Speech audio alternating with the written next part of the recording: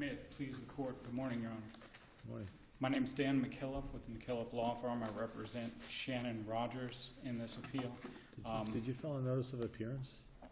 I'm part of the McKillop Law Firm. It's, Jeremy Taylor is my associate who filed the you initial didn't have brief. your name on the caption. Your Honor, we do have one procedural matter. We did file a motion for sanctions based on a violation of supersedious. It wasn't noticed for today. I just want to make sure that the court is not expecting to hear issue on that today. When did you file it? That was filed after the notice for hearing went out today, but it's a significant issue. I think it would break into our time for Right. Well, we don't schedule motions for hearing. We do the motions in panels of 3. So if it's pertaining to this case, it will be resolved by this panel, but independent of the oral argument. If for some reason, hypothetically, an issue is uncovered that might require some sort of a hearing, you'll get some sort of extraordinary notice, but that's very unlikely. Otherwise, you'll get a ruling in due course. Okay? Yes, Your Honor. I just wanted to make sure that the court wasn't You don't expecting. want to. You're not waiving it. No. Yeah, okay, that's fine. So noted. Thank you. I'm going to start you 20 minutes now. You ready to roll? Yes. You want some rebuttal time? 4 minutes, if I may. All right, you got it. So, we're brought here on an appeal from a final judgment of a mortgage foreclosure action. This was a non-jury trial. The plaintiff in the lower court is U.S. Bank National Association as a trustee for RASC 2005 KS5 Trust. I'm going to refer to them as the Securitized Trust. They were not the original plaintiff in this case. Originally, the plaintiff was U.S. Bank National Association as trustee, full stop. At some point in 2012, the plaintiff moved to amend their case caption to add in the RASC 2005 KS5 Trust, stating there was an error of the prior prior counsel to have not added that in. That is going to be relevant. We have 3 issues that we have raised on appeal. We break them down differently in the written briefs, but ultimately the 3 issues that we have are, 1, we allege that the standing that was proven by the Securitized Trust, which is based solely on the promissory note in this case, does not actually prove standing in favor of the Securitized Trust. That's going to be, I believe, the bulk of my argument, so I'll hit the other 2 and then come back to them later if I have time. Now, you got their supplemental authority? Yes, I did. They quote a statute that establishes standing for a trustee? Yes, Your Honor. You want to address that now, or you want to save it for... I'll save it. Okay. I will address it. That's fine. The second issue is the admission of the transaction history, which is not a transaction history. That was an inadmissible evidence because it was unreliable and not trustworthy. And third, I'll hit on this briefly, the admissibility of what we call a paragraph 22 letter. I believe the court's had enough mortgage foreclosures that when I say paragraph 22 letter, we understand what that means. The admissibility of that evidence we also claim was inadmissible because the plaintiff did not hit on all the elements that they were required to in order to comply with the business record exception hearsay. So I'll circle back. Ultimately, the major issue here is standing. And there are some procedural issues that this will bring about. But the problem here is there were 4 documents that were introduced into evidence. The promissory note, the mortgage, the transaction history, which is not a transaction history, and the paragraph 22 letter. Help me out so I'm clear on that. I know it's called something other than the transaction history. Is your position that it is a summary? That's part of our position. But the reliability of that document is ultimately the biggest issue. Okay. Because as I will get to later, the document says not a transaction history, even though that's what it's being introduced as. It says not a transaction history for internal use only. Here what I'm arguing about, though, is the promissory note. The promissory note was the only evidence that was presented to the trial court regarding the Securitized Trust standing in this case. Promissory note was not made out payable to the Securitized Trust. It was initially made out to Homecomings. Then there's 2 specific endorsements on the promissory note. One from Homecomings to residential funding. One from residential funding, and this is key, to U.S. Bank National Association as trustee, full stop. So the promissory note itself specifically endorsed U.S. Bank National Association as trustee, period. There is no identification of which trust that is supposed to be transferred to pursuant to the blank endorsement. Now, this brings up two issues. I believe that they both require reversal. One of them is a de novo issue. It's an issue of law. We believe that, and we cited to the trial court during trial, 689.07 of the Florida statutes states that when there's a transfer of interest in real property, and that transfer of interest states there's a transfer to a trustee. If the transfer of interest does not identify the trust, then that transfer of interest is actually to the trustee, but in their individual capacity.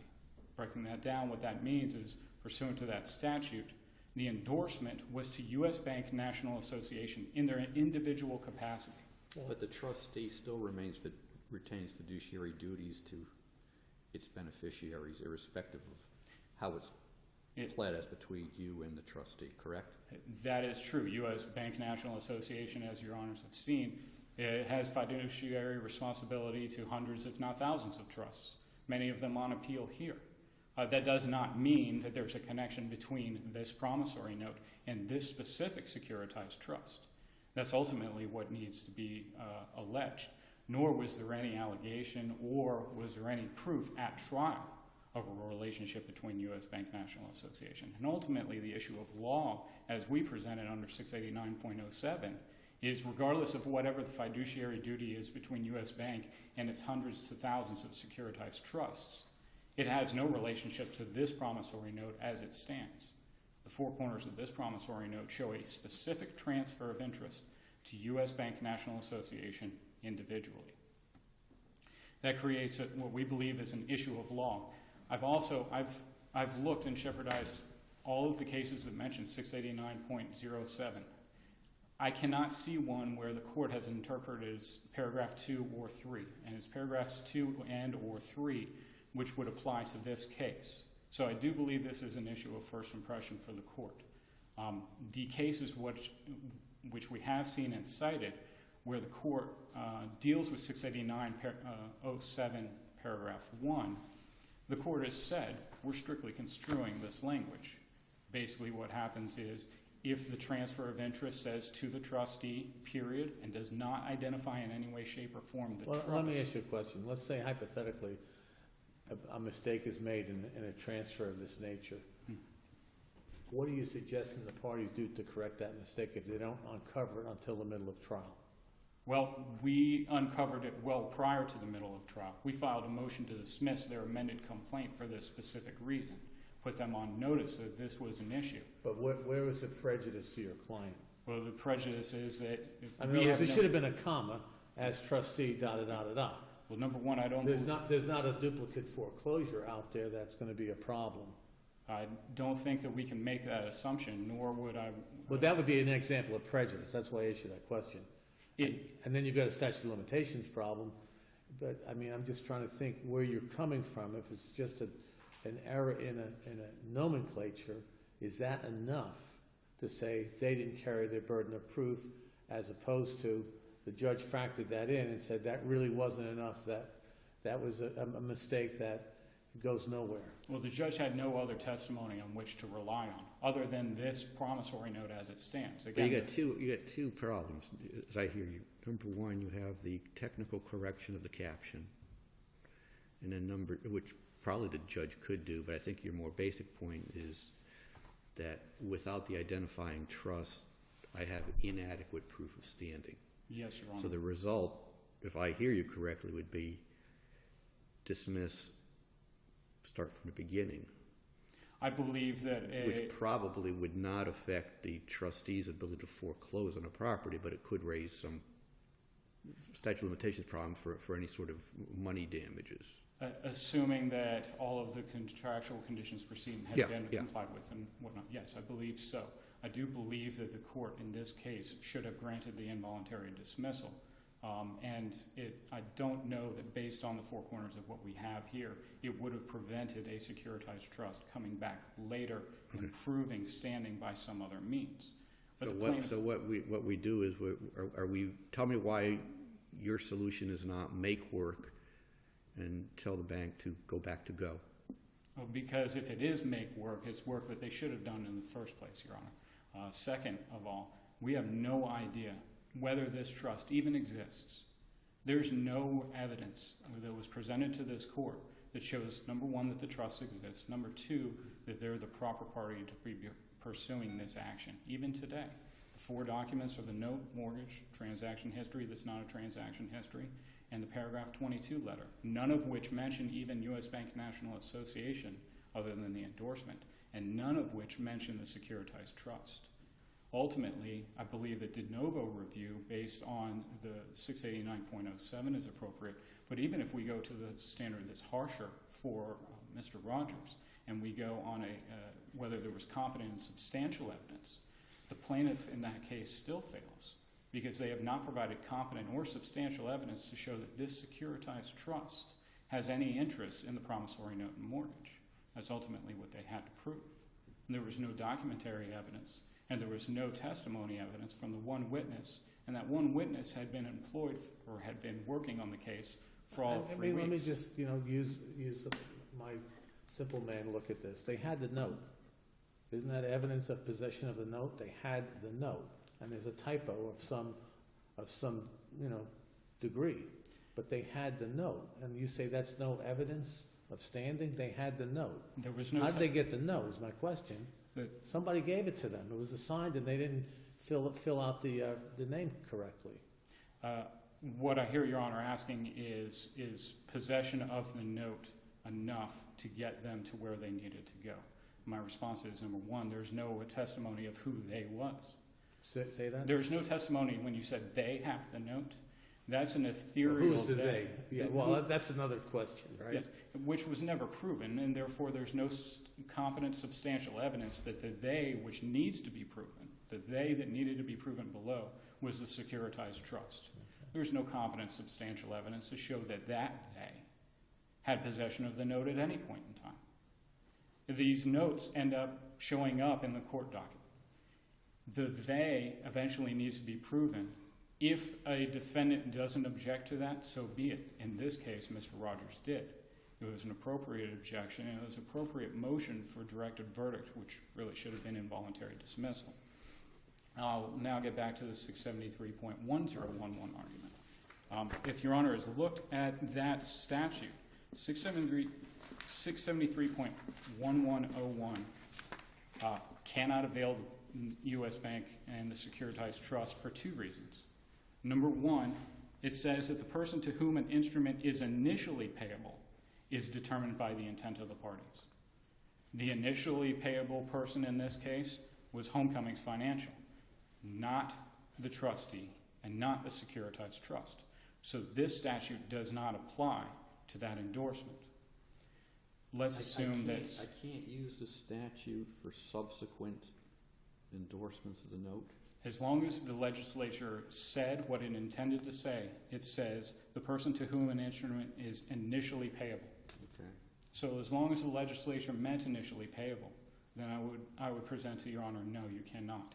But let's assume that you can, just for the sake of argument. The second part is important. Go back. If Yes. you're reading it correctly, then tell me how a subsequent endorsement is done. This issue only deals with when a name is partially left off. So I sign a check, or I make a check out to John Smith, and I meant John Smith Jr. Mm-hmm. Or I write a check to my own trust, and I say H. Daniel McKillop as trustee, but I don't leave the actual, I don't put the trust on there. This is a remedial statute to deal with that scenario, and the legislature says that we're going to remediate, but only when the instrument is initially payable. Okay. Okay. The second issue is There's that... no common law rule for a subsequent endorsement? As far as this issue goes, Yeah. I do not. Okay. Okay. But the second part is also fatal to Appellee's argument, is determined by the intent of the person, whether or not authorized, who was the issuer of the instrument. So if they wanted to use the statute, and even if we allowed for some reason them to use this statute at the trial level, evidence of intent would have had to have been presented, which was not done. The one witness that showed up was a witness for Aquin. She didn't testify that she had ever worked for residential funding, and residential funding's ultimate intent when the signing of the endorsement is what would have been crucial if the plaintiff wanted to use this at trial. To wrap this argument up, I would say that I believe that we are entitled either on a de novo or on a competent substantial evidence. And what we're asking for is reversal with instructions to grant the involuntary dismissal. If the court, for one reason or another on any of our arguments, allows for a retrial, I would politely ask the court address the 678.07 issue, because I believe it will come up at retrial. I don't believe that we need to get there, but because I believe there's other reasons. I believe that we can get more narrow if necessary. You're getting close to your rebuttal. If you want to keep going or save it. Yes, Your Honor. I will hit briefly on the admissibility of a transaction history that's not a transaction history. The one piece of evidence that was presented as to damages was a document from Aquin Loan Servicing. The plaintiff hit on all the magic words for admissibility of a business record exception when they first introduced it. Mr. Rogers reserved voir dire and on cross-examination brought out and got the witness to admit that the document says on itself, not a transaction history for internal use only. The issue there is reliability of the evidence. A business record is admissible if you get all the magic words in, and as long as the document does not show an inherent unreliability. Here, the document is unreliable because it says it is not a transaction history for internal use only. The only way for the trial court to have admitted this is to have granted a paradox, where they said that we're going to find the reliability of this document other than the portion of the document that says it's not reliable as a transaction history. That paradox, I suggest to the court, should not have existed and made this document unreliable as evidence. For that reason alone, it was the only evidence of damages, and I think that would have also entitled us to a directed verdict. My other arguments, if I don't get to them in rebuttal, I would leave for my brief. All right. I'll save you 4 minutes.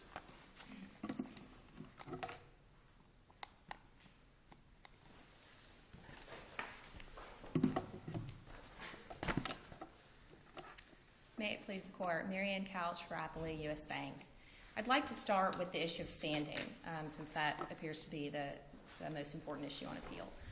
In my notice of supplemental authority, I alerted opposing counsel in this court to Florida Statute 673.1101, subsection 3.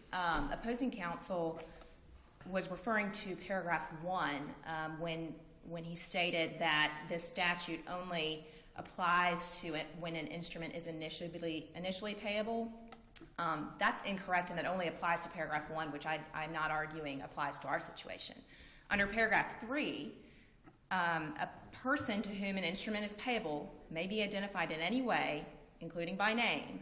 It goes on to talk about the purpose for the purpose of determining who is a holder. It in no way references the initial when the note or negotiable instrument is initially payable. So that is not relevant to this court's consideration.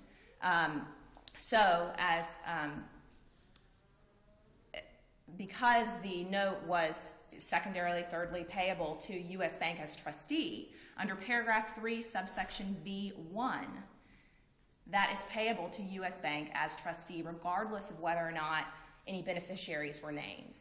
Now, it's Ms. Rogers' position. Doesn't it make a difference?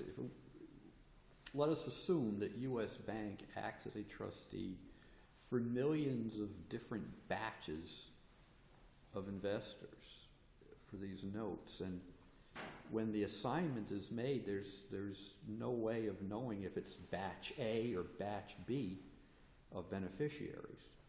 So conceivably, you've got some other note floating around out there.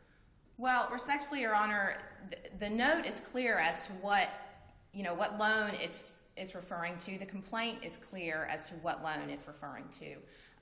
The fact that the U.S. Bank chose to foreclose in a more specific name doesn't affect its standing. The endorsement is on the note. Yes. That Mr. Rogers signed? Yes. It's not an allonge? No, it is on the note. On the note? Yes, Your Okay. Honor. It's a second endorsement. There was a previous endorsement. So it's our position that under Florida statute section 673.1101, the argument regarding initially payable note is completely irrelevant. And this statute does directly apply to our specific situation. When you've got a negotiable instrument, a note, that is specially endorsed to a party as trustee, then the person who is the holder of that note, of that negotiable instrument, under Florida law, is the trustee. And under Florida law, the holder is the one entitled to foreclose. Now, initially, U.S. Bank filed this foreclosure complaint back in 2008 as U.S. Bank as trustee. That complaint was actually dismissed a few years later, and without prejudice, and U.S. Bank was allowed to refile an amended complaint. It did so and named the more specific name, which it thought at the time was proper. But it's our position that U.S. Bank had authority to foreclose as U.S. Bank as trustee or U.S. Bank as trustee for the specific trust, RASC 2005 KS. Does the record tell us when these endorsements and assignments are made, is the bank as trustee for a yet-to-be-formed RASC 1 or RSC 2? Does the record tell us? The record does not tell us, Your Honor, and I'm not sure from elsewhere. But so it was endorsed to U.S. Bank as trustee under Florida Rule of Civil Procedure 1.2110, the Real Party and Interest Rule. U.S. Bank, it's our position that U.S. Bank was allowed to foreclose as trustee, which it initially did, or naming the specific beneficiaries. And this did not affect its standing to foreclose. And this goes to a bulk of appellants' arguments on appeal regarding the motion to amend case caption. Once U.S. Bank filed the amended complaint, Ms. Rogers immediately filed a motion to strike the amended complaint. In an abundance of caution, U.S. Bank then filed a motion to amend case caption. That was well within the trial court's discretion to grant that amendment. Amendments are freely given. It's a liberal standard. And so certainly the trial court did not abuse its discretion in granting the amendment to the case caption. Additionally, the issue of standing is at issue in regards to Ms. Rogers' motion to dismiss and motion for directed verdict. And it's our position that because standing was clear from the pleadings, from the testimony at trial, that there was no issue and the court properly granted, did not grant the motion to dismiss or the motion for directed verdict. Regarding, and one more issue on the statute that opposing counsel referred to, a requirement of an intent, that we were required to show that there was some intent regarding the trust at trial. That also is only in reference to paragraph 1, so I just want to ensure that the court's clear that the initially payable element and the intent is only relevant to paragraph 1, which is not the paragraph that U.S. Bank relies on for its authority in the standing argument under this statute. And it's our position that the separate statute is completely irrelevant. That the purpose of that statute, that's Florida Statute 689.07, is really to prevent fraud in the creation of secret trust. When a third party, another person, goes and looks up at a recorded deed and it sees an entity as trustee and doesn't name the beneficiaries, Florida law gives ownership to the trustee in its individual capacity, only so that it's preventing and protecting against fraud and third parties relying on that, looking at it. That's an entirely separate issue than an entity's standing to foreclose as holder of a negotiable instrument. So it's our position that this court need not even look to that statute, not decide anything in reference to it, and only rely on the evidence admitted at trial, the note, which is evidence of our standing to foreclose, and the Florida Real Party and Interest Rule allowing us to foreclose either as U.S. Bank as trustee or U.S. Bank as trustee for the specific trust. Regarding the transaction history and the admissibility of it, it's important to note that the transaction history that was admitted into evidence includes roughly 19 pages. The first 9 of those pages detail the transaction history from about May 2007 till the time of trial. Now, if you look closely at the record, those first 9 pages look different from the remaining 10 that Ms. Rogers takes issue with. It's not clear from the record, and I'm not entirely sure if perhaps that was when Ocwen took over for GMAC and the records look a little different. But the first 9 pages detail the loan's transaction history from May 2007 till the time of trial, the operative time when Ms. Rogers went into default, and then all the time after there until trial, adding up those times for the transaction history and the amounts at issue. Remind me where it says this is not a transaction history. So those, yes, Your Honor. The last 10? The last 10 is where it says it is not that for internal use only, not a transaction history. Therefore, Ms. Rogers doesn't take issue with the first 9 pages, which are actually the relevant pages of the transaction history for this foreclosure case. And that's not, those first 9 pages, that is not a summary. That is you would say it's an actual business record. Yes, Your Honor. Our position is all of it is a business record, and actually Ms. Rogers never objected either at trial or in her briefs on appeal that any of the transaction history was a summary. So that's not an issue that was raised. And it's the remaining few pages that Ms. Rogers takes issue with that are a transaction history. First, they're not the dates at issue. And second, even though it says for internal use only, not a transaction history, U.S. Bank's corporate representative, Ocwen's representative at trial, testified that it still was, in essence, in substance, a transaction history. While that may go to the weight of her testimony, that there was a seemingly contradictory note on some of the pages of the transaction history, she is the person familiar with these records, and she said it was a transaction history. If anything, this is merely goes to the weight of her testimony, but it's important to realize that the remaining, the pages that are really at issue that in reference to this foreclosure case and the amounts due, Ms. Rogers takes no issue with, does not dispute that those are trustworthy, does not attempt to argue that those are untrustworthy, because none of those pages have that notation on them. Do the last 10 pages show the same dates and dollar amount? It's earlier dates. Earlier. It's from the conception of the loan until about May 2007, if I'm remembering correctly, Your Honor. And then the other 9 pages are from May 2007 till the time of trial. But that's going to give me a cumulative amount anyway. Yes. Yes, Okay. Your Honor. So it's our position that the transaction history was without a doubt properly admitted into evidence, and it was certainly not an abuse of discretion for the court to allow all of the transaction history into evidence, even though there was a slight notation on a couple of the pages not really at issue that it was not a transaction history. In regard to the corporate representative's testimony, in essence and all, at trial, Ms. Rogers, in the briefs, takes issue with the fact that she was an employee of Ocwen Loan Servicing who was servicing Ms. Rogers' loan at the time of trial.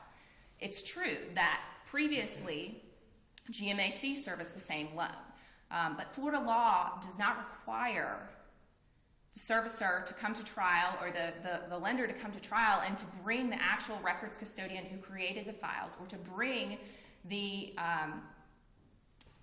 individual, or to name the individual who created the files. In this case, we had Alicia Prather. She was an experienced records custodian at Ocwen. She was able to testify regarding Ocwen's records keeping systems, and she explained to the court on cross that Ocwen purchased GMAC, in essence purchased all of its business records, and kept all of GMAC's business records in its own system. Therefore, the default letter, the transaction history, and any other business records related to Ms. Rogers' loan were initially GMAC's records, but when Ocwen bought GMAC, they became Ocwen's records. So it was entirely appropriate to bring... So if there was a problem in the initial transaction history under GMAC, it would go to weight, not admissibility as a business record. Yes, Your Honor. It might not be reliable, but that's a separate Exactly. issue than admissibility. Yes, Your Honor. Yes, Your Honor. And it's our position that her entire testimony, not just the admissibility of those two items, the default letter and the transaction history, but that her entire testimony was properly allowed, and she was allowed to testify as to the business records because she was an employee of the current servicer, and Florida law allows such testimony, even regarding... Did she have a similar position with GMAC? Did she come over with the documents? Your Honor, it's not clear. it's not clear from the record. She started to say something at trial that insinuated that perhaps she had previously worked for GMAC, but it's not clear from the transcript whether she actually did. But she does testify that all of GMAC's records are in Ocwen's computer system. So it was clearly permissible for the court to admit her testimony as a records custodian, admit the default letter and the transaction history. And if I may, Your Honors, one last note that Ms. Rogers did not note in her argument to this court today, but in the briefing, is regarding the motion to strike the court's order setting trial. Ms. Rogers takes issue with the fact that the court set the case for trial before it was at issue.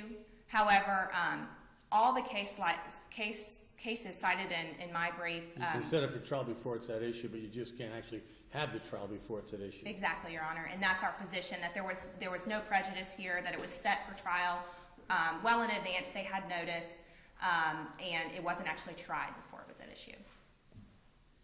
Okay. Thank you. Thank you.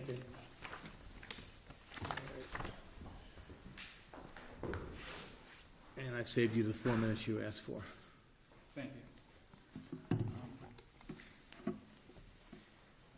As to the issue of standing, plaintiff in the lower court can't and did not argue it both ways. And I don't believe that it would be appropriate for them to do so today. They did not try and argue and say either U.S. Bank National Association individually or the securitized trust has standing to foreclose. And I believe that it would have been inappropriate if they had tried to. They would have been showing up to the court wearing 2 hats in the same exact position. Well, what's your response to their argument on paragraph 3 of the statute you provided as, they provided as supplemental authority? I believe that 1, 2, and 3 are all applicable, but if we look at paragraph... Your opening salvo was paragraph 1.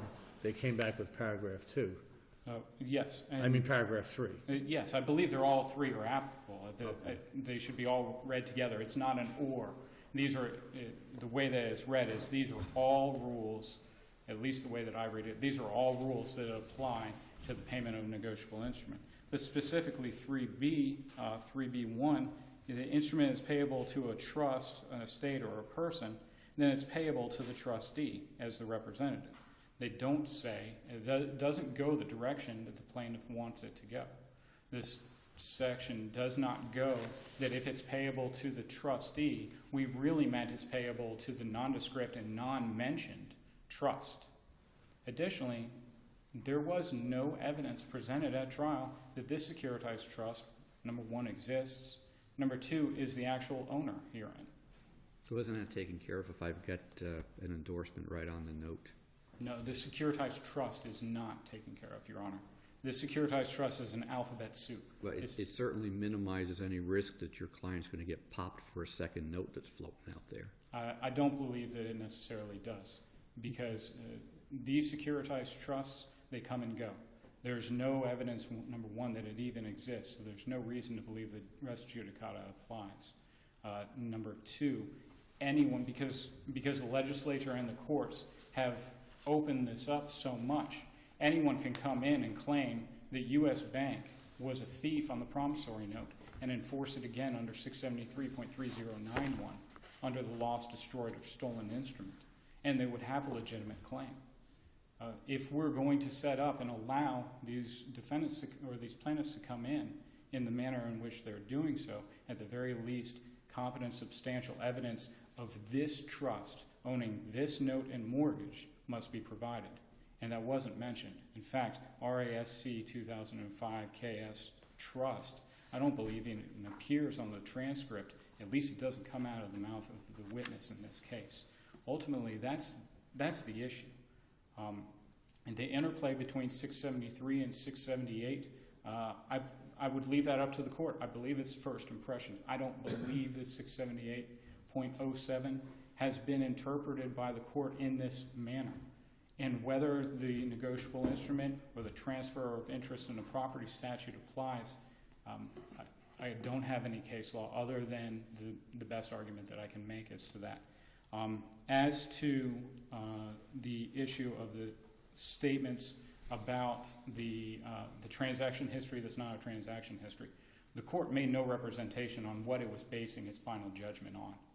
We would have to actually go in and look at the first 9 pages and the last 10 pages and break them apart, which is not what the plaintiff in the lower court presented to the court, not what the trial court said they did. And what I find very often when I end up doing that is that some of the payments that are made appear on one ledger, but not on the other. And there's no reason for us to make that calculation because they were presented as one document to the trial court. The document itself, 50% of it says this is not a transaction history. It's not reliable. And as to the weight of the evidence, reliability is a precursor determination for the court, I believe. It's not to be determined after, but it is part and parcel of the business record exception. And I believe the business record exception was not met with that paragraph 22 letter either, because the witness needed to testify specifically that she had knowledge of GMAC's record keeping at the time that GMAC allegedly created that letter. You're coming down to the end of your time if you want to wrap up. I do believe that Mr. Rogers, and if I can make that correction, Mr. Shannon Rogers is entitled to reversal with a directed verdict or an involuntary dismissal. Again, if the court sees fit to grant a new trial, I would ask for a written opinion on the 678.07 issue. All right, thank you. Well argued. You ready to go now? You okay? All right, we're going to go to the